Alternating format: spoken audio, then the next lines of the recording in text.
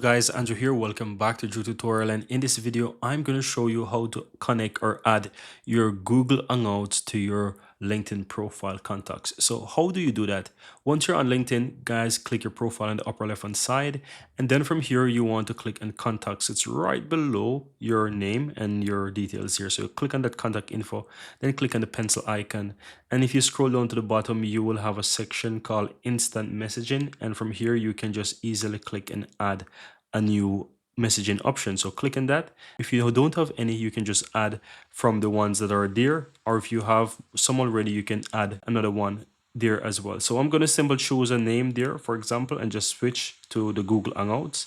And once I do that, click on save, and I will have the Google Hangouts now added. So in order to quickly see that it's updated, you want to refresh your profile page there. And once you click on the contact info again, you will see under the instant messaging section that you have know your Google Talk set up there, your Google Hangouts. And that's it, guys. Very easy and very simple.